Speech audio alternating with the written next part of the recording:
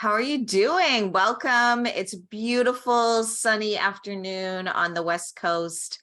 And my co-host and I, Kim Vopni, are so glad that you're here, taking time to put your own name at the top of the to-do list. This is a really fun event for both of us to host because you actually get to set the agenda with your questions. So I'll start off by making sure that you know where the chat is. Find the chat. Pop in your questions there anytime. We'll probably just chat for a couple minutes to get started, but you can literally ask Kim or I anything about vulva, vaginal, or pelvic health. And what we've learned by doing this event, Kim, I can't believe this is number 5. I know, it's awesome. Fun doing this with you in 2023. But what happens is that everybody, we do our best within an hour to address all the questions in the chat, but a lot of people come back and say, that was my question and someone else asked it, or I never thought about that. And I learned all these things at Kegels and Mocktails. So we're really glad that you're here. Obviously we have way more people sign up who, just can't make the time, but are looking forward to watching the recording. So if that's you, welcome to the recording. And let's get started. This is Kegels and Mocktails. Kim, you're the founder of Kegels and Cocktails, but the world has shifted a little bit since you created that name. Yeah. We're not and much. I know I've shifted since I created that name. That is not, it's not the fun alliteration, right? Kegels and Cocktails. I love alliterations. But anyway, I created the event. So way back when I first started doing this full time, it was in 2009. And I was looking for ways to promote pelvic health in a non-icky, non-boring kind of embarrassing medical talk. And that's what we specialize. And I'm not a medical professional. And so I just kept kind of, going through what are the people, most people have heard the term Kegels. So, and then I was like, and then just one day it just kind of popped in my head and I said, yep, that sounds fun. And yeah, so that was 2009, which is kind of crazy. And so obviously the world with COVID sort of shut down in-person events, but we've had a couple of those since COVID. And also you and I transitioned to this beautiful platform where we do these now monthly, which I really quite love because it's I don't know, it doesn't take as much effort to plan. Like those in-person events take a lot of effort. And, a lot of people have become used to sitting and listening, and people can do it whenever they want. Plus they can watch again later. So I think it's here to stay. I think we'll be doing these for quite some time. Well, and I'm really grateful that you allowed us to borrow that name. Yeah. I mean, we started, our first one was in January. Ironically, it was that week that Canada came out with new guidelines for alcohol consumption for men and women. But I've done a couple of other events too, just on the impact of alcohol and what we need to be aware of. So that was really kind of some synchronicity going on. So Kegels and Mocktails, we usually, I don't know what you're drinking out there in Zoom land, but we've got our water glasses full, and I'm going to make sure that the chat gets opened here so that we can see your questions. The other thing that I like to start off with, Kim, is what's up with you? What's happening on your podcast? I know we're at May 25th, so you probably have a new challenge on your app coming up. Fill us in. Yep. Yeah. Yesterday actually was the launch of the most recent episode on my podcast, Between Two Lips, and it was with a physical therapist named Terry Elder, and we had a great conversation about all things pelvic health and building resilience and capacity with movement. And her approach is very closely aligned to mine. So that's on the podcast.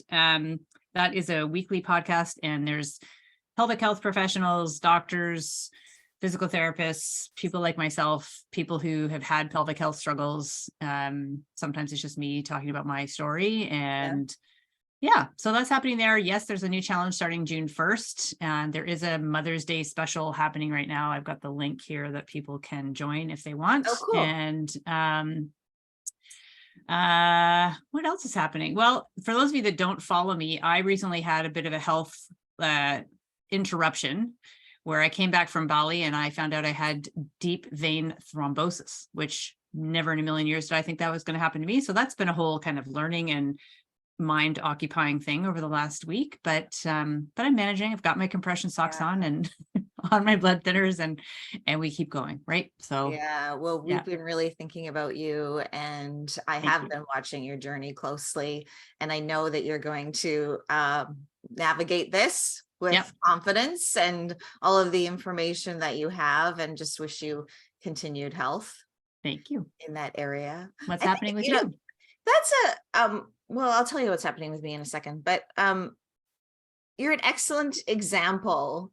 Like, you are so passionate and a pelvic health evangelist because of your own experience, right? I think that so many of us are working with health professionals who they can have empathy for our situation, but not every health professional that we encounter can actually relate firsthand, have the to the lived experience. lived experience. And so about, prolapse and navigating that, and your decision to have surgery, and now you're talking about this. That is really inspiring to, so many women in your audience and in my audience too. So thank you. And one thing that's important that I think that I kind of think about it too is that even if we do all the right things, sometimes things happen. And so it's been frustrating and shocking. And sometimes it's, I had kind of almost like anger or pissed off about it, because I'm thinking, oh my gosh, I don't drink, I don't smoke, I exercise every day, I eat really well. Like, how could this happen to me? Right. So you go through those emotions, but fairly quickly, I think I have more resilience to move past that stage of what the fuck, and now kind of be like, okay, it's happening. I can be mad for a moment, and now it's time to move on. So I think that's true for pelvic health as well too, that we can do all the right things, but still sometimes we have these challenges. And the good thing is we've got lots of resources and things we can do, and we can have our little, I say pity party. Totally fine and acceptable, but we then have to move past and start moving forward and heal. Amazing. You asked what's happening with me. I've just recently updated menopausechicks.com to show all the events that are coming up in the next few weeks. There's an edition of the Vagina Dialogues, which is a monthly event I do just specifically on why we need to prioritize vulva and vaginal health, and what causes vaginal dryness, and how you can learn to prevent and or treat. And all of those things are on the menu. We'll probably talk about that a bit tonight. But I guess this is the first time I'm going to say this out loud, so it's kind of exciting to do it with you. When I started Menopause Chicks, I had this big, hairy, audacious goal that women's health information around perimenopause, menopause, and postmenopause ought to be awesome and free. And I didn't know how the heck I was going to do that. And 10 years have passed, but I felt really good the other day when I was able to post like a new perimenopause forum and a new postmenopause forum that are free or pay what you want.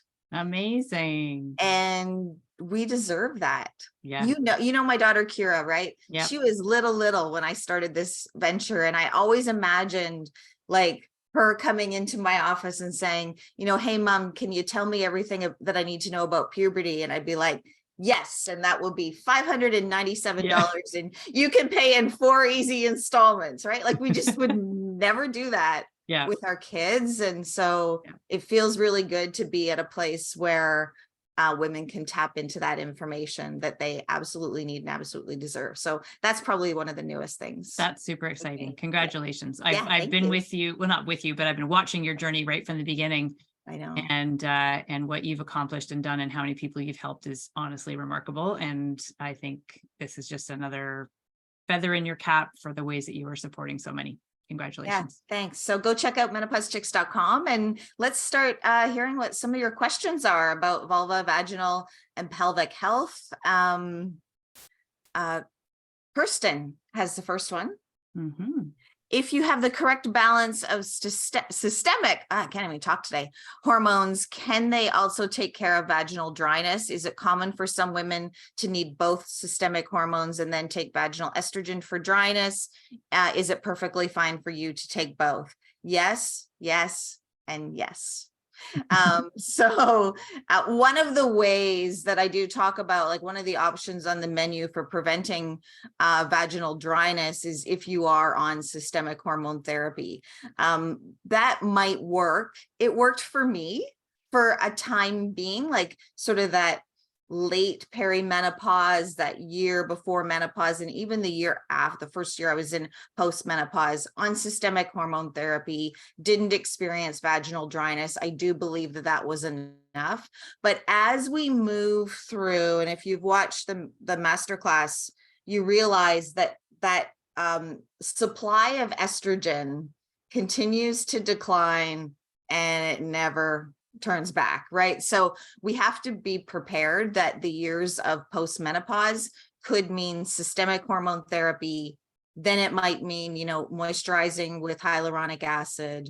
Then it might mean adding estrogen therapy, or you might do, 2 or 3 of the things on the list all at the same time. And yes, Kristen, it is perfectly fine for you to take both. Many women do. Yep. You also want to add in your pelvic floor exercise. Yeah, well, I think Moisturizing. Yeah, what you said is perfect. And yeah, vaginal moisturizer is something that I think is really beneficial to have in the mix there. That's non-hormonal. This is not just because you're my friend, but it is truly of all that I've used, it's my favorite. I love it. And pelvic floor exercise. So one thing that can help with lubrication and the health of our tissues is blood flow, healthy circulation. And that can be releasing tension that many of us have in our pelvic floor that we don't know about, and also optimizing. So using, I call them buff muff exercises, but where we're learning to coordinate pelvic floor contraction and relaxation into whole body movement can make a really big difference for it's just overall pelvic health as well. So it's not just to do your Kegels and use vaginal estrogen. Those are 2 great things, but we want to look bigger and expand the menu, as you say. Yeah, absolutely. Gosh, sometimes these jump around on me. Yeah, I was just going to say, they just all of a sudden Yeah, went boom. yeah. Can one ever engage in hormone therapy after anti-estrogen treatment for breast cancer? Yeah, it's a little bit out of the scope of the conversation for tonight. I do have a hormone therapy FAQ session coming up if you go to menopausechicks.com. The answer, if you're asking about can anyone, the answer is yes. But hormone therapy, as you know, is a very individualized protocol, and it's not about a blanket statement that applies to everyone or everyone who has had breast cancer or any of those things. It's about what is best for you, and you do need to work with an experienced hormone expert to help you answer that question. It's shared decision making. I love that phrase. It gets used a lot in the North American Menopause Society literature, is that you want to make decisions based on shared decision making with a qualified expert. So hopefully that helps you. Do reach out to me and let me know if I can support you in navigating that journey for you. I've just entered postmenopause this month and have had increased issues with leakage at night on a few occasions. Kim, this is for you. Seems to be beyond the pee when you sneeze issue. I have not been proactive in doing Kegels or pelvic exercises. Is it too late, or what are my first steps in correcting this? I did not plant this question with Tanya, but it is one of the perfect questions. It is a perfect question. First of all, congratulations on reaching your menopause and now being postmenopause. Welcome to the club. And so leakage of urine is very common at various times in our life, and it becomes increasingly more common during perimenopause and the transition to postmenopause as well. And part of the reason is age-related muscle loss. Part of the reason is collagen, less hyaluronic acid, and less estrogen. And it's kind of it's a bunch of things all at once. And it can also be some of the behaviors that we may have had. It could be nutrition and diet from a bladder irritant perspective. There's all sorts of contributing factors. So what we want to do is we want to kind of get to some root causes. So estrogen, vaginal estrogen, I think pretty much all the evidence is supporting pretty much every woman starting local vaginal estrogen around the start of menopause. So that would be one of the first things that I would address. You can talk to your doctor, your medical doctor, or your naturopathic doctor about getting a prescription for local vaginal estrogen. I would use vaginal moisturizer as well to help build resilience in the tissues and retain moisture. And it's funny when we say we want to retain and increase moisture when we're leaking urine and we now have this other moisture that we don't want, right? And so from addressing the leakage perspective, aside from the tissue support side, we would want to look at the volume of liquid and specifically water that you're drinking throughout the day. So how much water do you drink? A lot of times people are very dehydrated, which concentrates the urine, which then creates more urgency. So making sure you're drinking, I aim for 2 to 3 liters, and that's what I encourage my members and clients to do as well. That helps with constipation as well, because if we're not pooping, that can also create urgency and bladder leakage issues as well. So hydration, and also then looking at what habits. So are you waking to pee and then not making it to the bathroom in time? So why are you waking?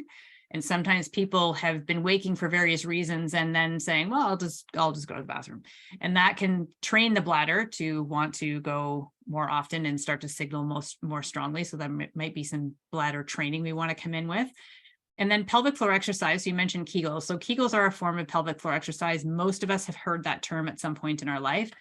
We have evidence to show that they work when they're done correctly and consistently, but we also have evidence to show that most people do them incorrectly because we have never been taught how to do them or been given any sort of an evaluation, which is not our fault.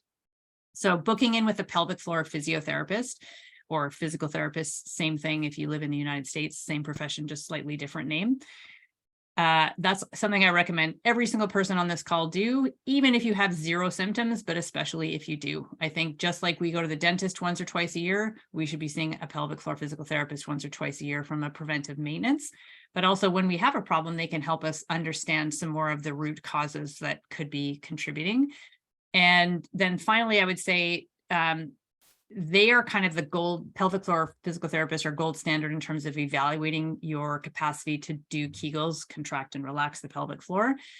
If you don't have access to that, I have lots of videos on my YouTube channel that educate you on, I call it the core breath, and then how we coordinate that into movement. So my approach is very much a whole body, learn how to connect with your pelvic floor, how to contract and relax. And then we want to start bringing it into dynamic movement in combination with the bladder training. So for you, I would start vaginal estrogen, pelvic floor physical therapy, check in with your hydration. And I have also on my YouTube channel a video about bladder retraining, or it says how to stop overactive bladder.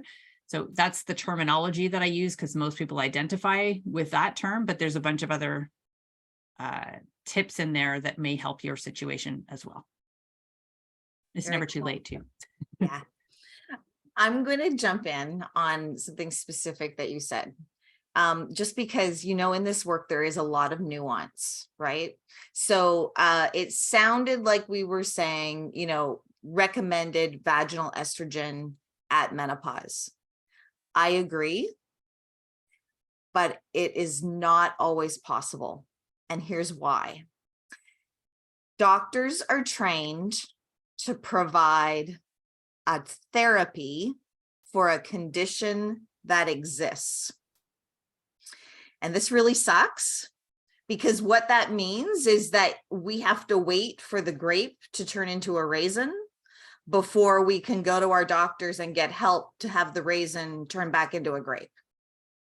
If I lost any of you on that analogy, let me know. But it's just one of the nuances of many of the healthcare systems that we are up against. absolutely talk to your doctor, say, I've got this education, I follow these two incredible, education resources online. And, I really do want to have a conversation with you about the potential benefits of vaginal estrogen for me. But know that that doctor might not be willing, if they're not trained or educated, to prescribe. The other thing that I would add to that is that the North American Menopause Society and the International Society of Gynecologists recommend moisturizing as the first line of defense. So if there was a timeline, you would, be aware that you can prevent vaginal dryness with moisturizing, and know that vaginal estrogen is something that can be added on at any age. So if your mother or grandmother, if they're not on this call, let them know too, that you can start vaginal estrogen at 60, 70, 80, 90. It's not too late to do that too. Hallelujah. And I think it just really sucks. But, I hear from women, like I probably have told you this story, Kim, before, but I had a woman during the pandemic who was like, I was coaching on how to talk to her doctor. She lived in Manitoba, and she finally got a call with her GP, and the GP said, no, sorry, I'll have to see you in person to prove that you have vaginal dryness. It's just so unfair. That's not everyone's experience. Hopefully it's just, I worry that it's way more common than that. So that's why I thought I'd jump in. And I think pointing people to the North American Menopause Society, there is a list of practitioners who do have training with NAMS. So there can be some, not all of them I would say are great, but it's a place to start. There's not enough of them. Yes, totally. But that's a place where you could go and see if there's anybody in your area who happens to have the North American Menopause Society designation and training. And that might be a place to start as well. Yeah. Hi, Daphne. Daphne's asking, if you've had a hysterectomy but still have ovaries and you're in perimenopause, do you recommend estrogen and progesterone? Again, hormone therapy, Daphne, is very individualized. Just answer it generally speaking. Estrogen declines after menopause. Generally speaking, estrogen is not prescribed until you have reached menopause, but often progesterone is prescribed in perimenopause. What's most important is, your age, maybe your existing experiences or symptoms, and or your health goals, and then working with a healthcare professional who can support you. And I know Daphne and I have chatted, and she's got some names that she's going to investigate. So do circle back and let me know how you make out on that. And I'll just add to that too, that there is some research, some indication that people who have a hysterectomy but keep their ovaries do reach their menopause sooner. And also, just as a sidebar, not really a sidebar, but because we're talking about pelvic health, hysterectomy can increase your chances of other types of pelvic floor dysfunction, most commonly pelvic organ prolapse. And if you've had a hysterectomy because of a uterine prolapse, that risk is even greater. So I want, again, you heard me say everybody should see a pelvic floor physical therapist. If you've had a hysterectomy, I stress that even more, because we want to come in and mitigate that risk with pelvic floor exercise. There's a technique called hypopressives that I really love. And then potentially the hormone conversation comes in there as well. Yep. Can a pelvic prolapse cause bowel problems? I have a uterine and bladder prolapse grade 2 with cystocele and rectocele. Seems that rectocele is the more problematic and obvious. Been having issues with defecation, at the same time intestinal and stomach problems. Where's the connect? It's all connected. So pelvic organ prolapse, and really, as I'm reading here, you have all of the organs. Let me just do a quick little demo here. So this is how our organs, like textbook wise, this is kind of how they're sitting inside of us. So here's our bladder, here's our uterus, the vagina, and the rectum.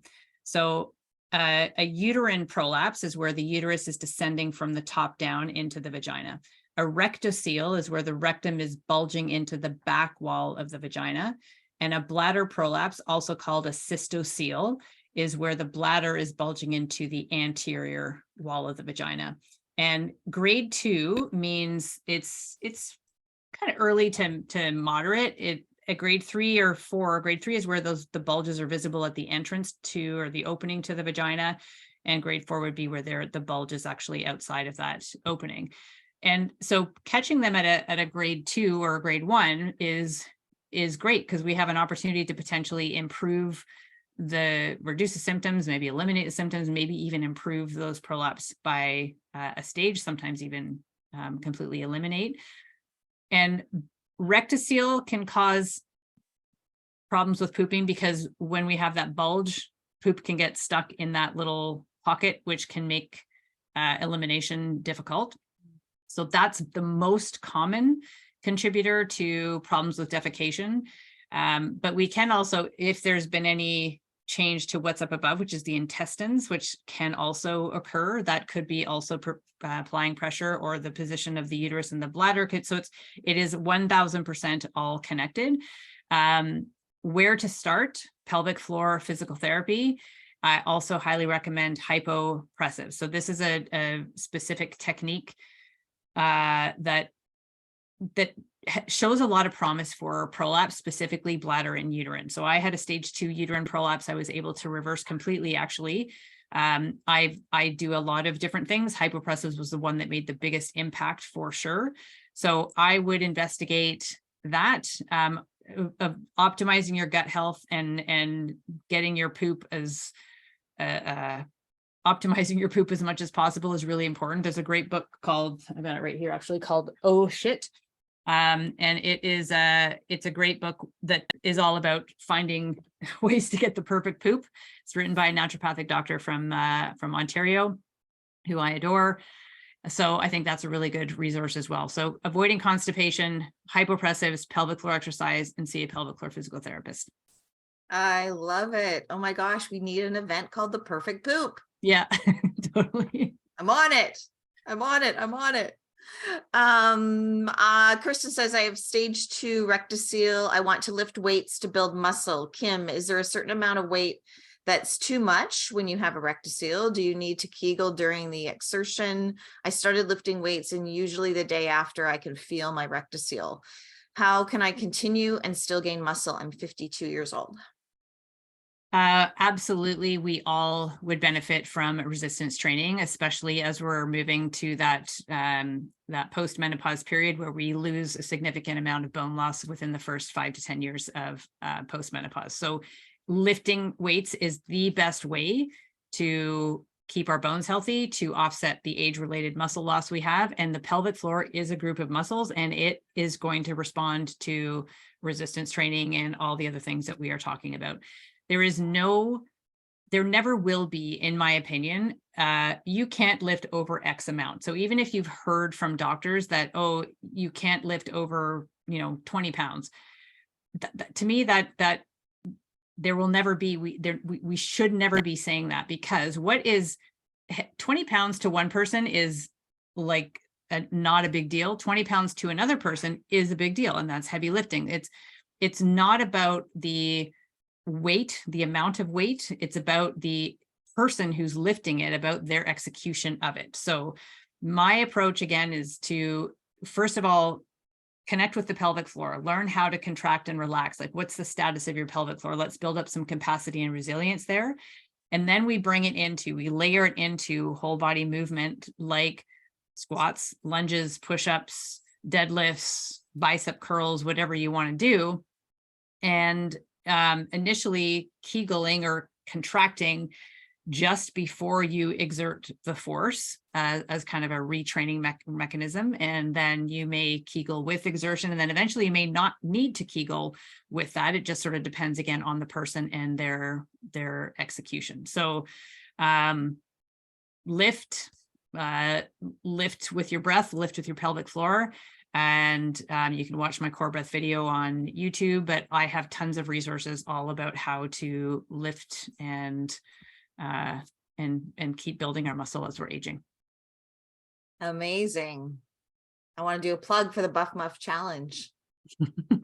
Buff Muff Challenge starts June 1st. And that's that's really, in my opinion, the best place to start, because it's all about it's an ABC approach. We talk about alignment and getting connected with the pelvic floor. Then we add the breath in, then we coordinate it into movement, and then we start to do more repetitions and harder exercises. And it's meant to be progressive resistance training. And then after that, then that's when you take the philosophies and you apply it to yoga or HIIT training or heavy lifting or whatever it is that you want to do.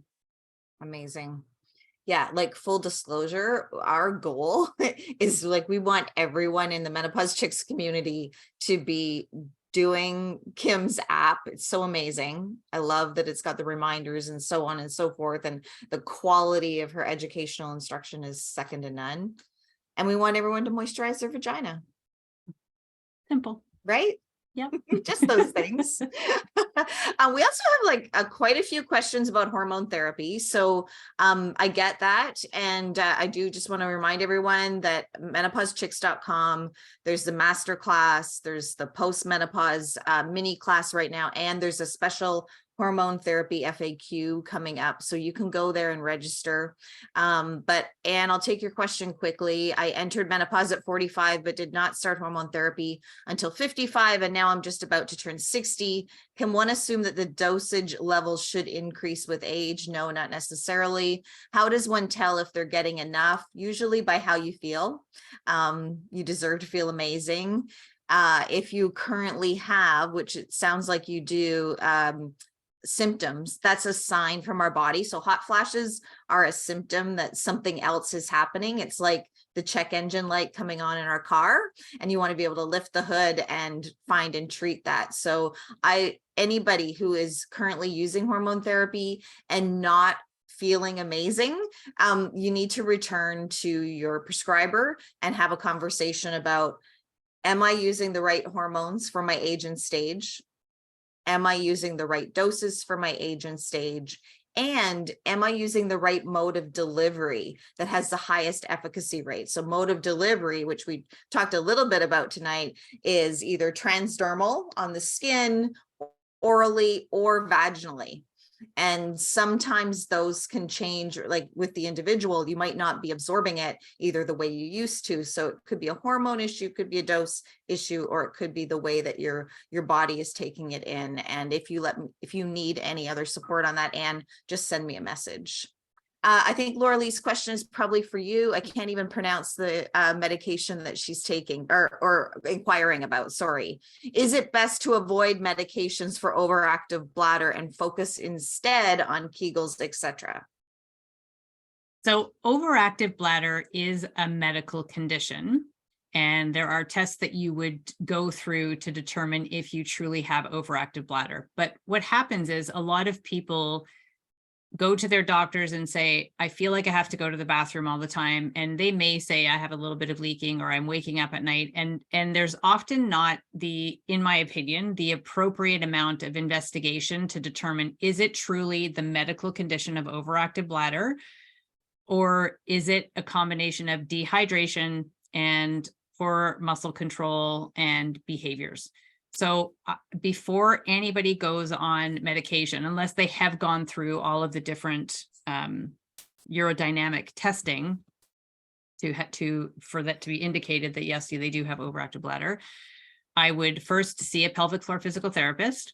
I would check in with how much water you drink through a day. So 2 to 3 liters of water is what I recommend. Waking up, having a big chunk of that before you even eat or do anything else. Drink, a couple of big glasses if you can.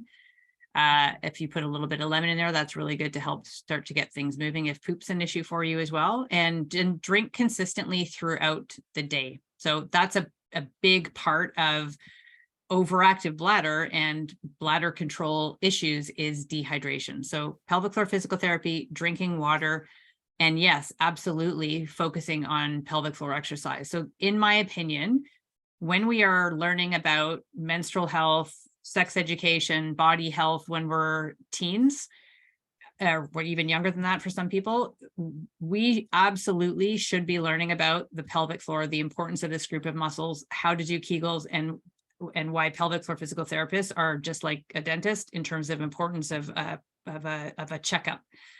And these are exercises that we benefit from doing throughout our lives. And I do believe that coordinating them into movement is better. We also have some research now that's coming out. There was a recent one with actually elderly people, and they compared Kegels alone with Kegels and resistance training. And the group that did the Kegels and resistance training saw results much sooner and quicker than the ones who did just Kegels alone. So there was both of them experienced benefit, but the resistance training with Kegels, the combined approach was happened a lot quicker. So I think that's really, really cool. Also that it was with an elderly population. It's never too late to get started on these.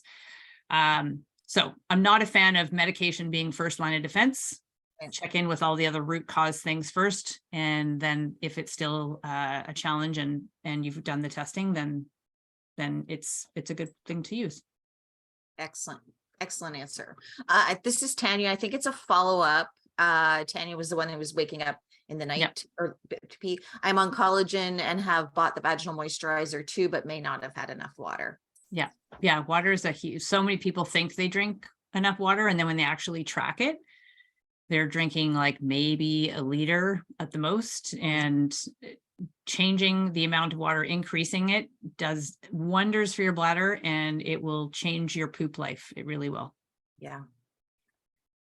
Rennie has a question about dealing with vaginal atrophy. She's using vaginal estrogen and still not experiencing the results that she would like. Should I just bite the bullet and accept that hormone therapy won't help and get the feel amazing? I think that that's a conversation I would want to have with your physician. As we mentioned, vaginal moisturizer is like the first line of defense. So I wouldn't call it biting the bullet, but I would probably phrase it something like it is an investment. And that's definitely, there's so many women in the menopause chicks community who are using both effectively. And again, that's not something that we've been taught or, that's even a common conversation in our doctor's office. I would go back to an answer that I gave someone a couple of minutes ago about if you are using hormone therapy and not achieving the desired results that you need, make sure you go back to your prescriber and have a conversation about that. Vaginal estrogen can be delivered through a cream, a gel, a ring, a suppository. So there's so many different variables in there that there might be something that's not quite working for you. So do have that conversation, do moisturize your vagina, and listen to all the other things that we're talking about tonight. Like my question would be, are you working with a pelvic floor physiotherapist? Yeah, anything else you'd like to add to that? I will say, and I say this a little bit reluctantly because I always want to come back to root causes and us doing the work, but yeah, I didn't ask how old she is or how long it's been since menopause, which is usually my two first questions. Yeah. And there are some laser and light therapies. Yes. There's actually a ton of them now, and there are some that have some decent evidence behind them for vaginal atrophy, potentially for dryness. One product that you can use at home that I do like is called the V Sculpt. If you're in Canada, it's called the V Sculpt. If you're in the United States, it's called the V Fit, and it uses red light and infrared heat. So that's one. There's also ones that you can see. There's lots of, vaginal rejuvenation that's happening at different medi spas. And some of them, again, there is some evidence behind a few of those. So those are kind of, again, if other things aren't working, I would absolutely 1000% agree with Shirley. It's not biting the bullet. Feel Amazing is a remarkable product, and I would definitely recommend trying that. And then if you're still looking for additional help, there are other things that you could be investigating, like Vivive is one, Mona Lisa Touch is another. And there's some that are lasers. There's some that are radio frequency. There are some that are light. Like you have to do your research on what the clinic that's maybe close to you, learn what the what technology it is, and then do your research with regards to how effective it actually is. But Mona Lisa Touch and Vivive do have some decent research evidence. Yeah. And one of the things that answering questions in the chat that's challenging is that we don't kind of know the whole story. thing, So yeah. we like to paint the picture of everything that's on the menu. And one of the things I like to remind everyone in the Vagina Dialogues event is that the only thing that's not on the menu is giving up. It's like this process is like, you don't pack it in. You be like a dog with a bone and be like, okay, this isn't working. So what do I need to tweak? Or is there something else that I can add? And then let us know how we can help you. Yeah. Okay, where are we? Even if you don't think you need help, should you see a pelvic floor physio? 1000% yes. If you have a vagina, you would benefit from seeing a pelvic floor physio. And if you don't have a vagina, you still have a pelvic floor, and you should see it. It's for men too. It's not just for women. Yeah. Yes, yes, and yes. How does alcohol affect bladder issues? That's a great question. Yeah. Alcohol is a bladder irritant, and it also contributes a lot to inflammation in our body, which can also contribute to bladder challenges. So alcohol is one of the more common bladder irritants. Alcohol, caffeine, spicy foods, acidic foods, sugar, dairy for many people, artificial sweeteners. So those are the most common. It doesn't mean that all of those will affect everybody, but using a bladder diary, I have one on my website that you can find to download, is a good way to start, where you can track your food, track your water, track basically what's going in and track what's coming out, and symptoms and also behaviors that might be contributing to some of those. Sidebar on alcohol, I have never been a big drinker, but I would enjoy a glass of wine or two a week usually. And when COVID came along, I used to get a bit of a histamine reaction because all I drank was red wine, and I would sometimes get a histamine reaction that would affect my breathing. And of course, when COVID came along and everything was all about breathing, I thought, okay, I don't want anything that's going to interfere. So I stopped drinking completely. And I'd had lots of kind of struggles with hormone regulation and thyroid function, all sorts of things in perimenopause. And I was kind of slowly coming, figuring things out. And when I stopped alcohol, it was the biggest change drastically in terms of how I felt, how I slept, and my period. So at this time I was still bleeding. I still had my menstrual cycle, and it completely normalized. And it was a big eye opener. Like literally a glass of wine or two a week maybe was how much I drank. And as soon as I removed it completely, it transformed my health. So since then I've had, I drink maybe once or twice a year, a glass or two, maybe. This is so fascinating because our society and how, our culture is so promotes alcohol consumption. Yeah. That what you're saying is like, initially it's like, oh, that's surprising. Really? I know. You feel better. Yeah. And then you put on your other brain, right? And you're like, of course you feel that better. Makes sense. Yeah. You sleep better. Your bladder health's better. Right. Your risk of cancers goes down. Like, it's just, Anyway. Dr. Huberman, he's a neuroscientist and ophthalmology professor at Stanford. He has a podcast called Huberman Lab. Yeah. He did an amazing episode on on alcohol. And I highly recommend that everybody listen. It's really, really good. Absolutely. And on my YouTube channel, I've done 2 alcohol informed events this year. And there's one that you might want to look up, especially those of you that were asking questions about hormone therapy too, with Dr. Balpawa. So she talked about the Canadian guidelines and specific risks for women's health and alcohol, the impact of alcohol. So it's awesome. Free on YouTube. Yeah. Okay. Where are we? Wow. Mary Ellen sent me a direct message. Wow. I had no idea there were so many other options. Isn't that great? Just learning that you're not alone in these experiences and that there's lots on the menu. Tanya says it feels like you have to pee and the tendency is to drink less. Yes. That is like it's like we have to train our brains sometimes before we train our bladders, right? But I understand why we need to do the opposite. Yeah, if we're afraid of leaking urine, or if we're afraid of having strong urges, or if we feel like we're always in the bathroom, then we think logically, well, I just won't drink and then I won't have anything to leak, or I won't have anything to create those urges. But yeah, the opposite is true. It can sometimes make the leaking and the urgency and the frequency even worse. I would say most of the time it does. And also, just as a whole, body dehydration is not good, and it also will make us constipated. So Right. yeah. Right. Okay. Shirley, thanks for taking and answering my question about hormone therapy. I'll be heading to the masterclass. That's great.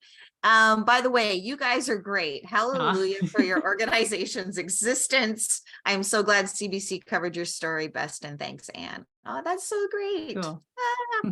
Why we do this. Kathy says, I am prone to contacting yeast infections. Should I expect that those would dissipate as I get older and approach postmenopause, or not necessarily? Unfortunately, they can actually increase. So when the tissues become less estrogenic, and we no longer have the circulating estrogen,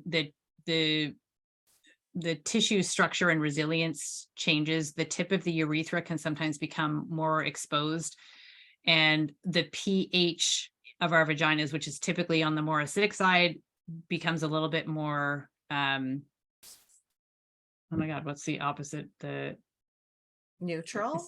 well, no, acidic. The pH level is more, why can't I think of the word?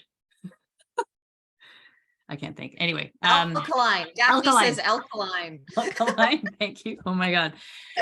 I had a brain fart. So it becomes more alkaline, and that can make us more prone to infection as well. So a lot of women will say, they notice that UTIs and infections, bacterial vaginosis, all become actually more common as they are approaching and moving beyond menopause. So so moisturize your vagina, and see a pelvic floor physical therapist, and local vaginal estrogen will be really important tools for you in your toolbox. Amazing. I'm just putting the links to Kim's challenge in here, as well as the link for moisturizeyourvagina.com for the Feel Amazing. And because I think we're getting near the end. Oh, I think there's one more maybe. I have a consult with a urogynecologist to have rectocele surgery. Ooh. Surgery makes me a little nervous, but my symptoms are almost every day. Surgeons can use mesh or native tissue. What is native tissue? Kim, you're absolutely the expert on this for sure. Kirsten, I had a rectocele surgery 2.5 years ago, and I highly, highly recommend that you watch. I have a surgery webinar. So Shirley, if you can type in vaginacoach.com/pelvic-surgery-webinar. It's all about addressing root causes prior to your surgery, getting your muscles in the best state possible, getting your mindset in the best state possible, because again, the surgery is an option. So kind of, as Shirley says, it's an option on the menu, but it is, part of the reason we developed a rectocele has to do with constipation, and we haven't addressed constipation. The chances of the surgery, the rectocele coming back post-surgery is very high. So I talk a lot about root cause investigation prior to your surgery. I talk about questions to ask your doctor. I talk about the exercises that are important to do before and after, because surgeons will give you some guidance, like it's gentle stretching or yoga movements, no heavy lifting. No, it's very vague. And again, what's heavy is to one person is not heavy to another. And there's no talk about pelvic floor physical therapy or retraining the system. And usually people get a green light at 6 weeks, which I wholeheartedly think is not okay. We aren't normal and ready to go back to usual activity at that time. To answer your more specific question, native tissue means your own tissue. So a lot of some surgeries do require mesh, and there was a mesh, people say the mesh scandal, mesh scare, and there was a specific type of mesh that was used in umbilical hernias that they thought, well, this is working great here, let's use it in the pelvic floor. And it did not work so great in the pelvic floor, and really created some very, really terrible injuries and situations for so many people. That mesh has been taken off the market. Other mesh still is used, and that's a discussion to have with your doctor in terms of the status of your personal tissue. Like, again, there's a whole health history side of things there that you need to address with your physician. But native tissue means your tissue, and depending on the resilience and integrity of your tissue, that's usually what most rectoseals will use. But if there's been a lot of tissue degradation or atrophy, depending how far postmenopause and how estrogenic it still is or isn't, that could maybe be another indicator for using mesh. Thank you. Mm-hmm. I can't believe it's 5 to 5. I know. These hours go by so quickly. Thank you everyone who showed up for the live. You really do bring great questions, and I hope that you learned something today. I hope that you'll book an appointment with a pelvic floor physiotherapist, sign up for Kim's challenge, moisturize your vagina, follow both of us on social media, and just know that we absolutely love what we do. And we couldn't do it if you didn't show up for these types of events. So yeah. Thank you. And Kim, take care of yourself. I know you are. I know you're Yes, really I good at am. that, but we're all sending you positive vibes. Thank you, my friend. Thank you, everybody, for joining us tonight. It's always a pleasure to share the space with all of you. And Shirley, thank you for always being there for me. Okay. Have a good night, everyone. Bye, everyone.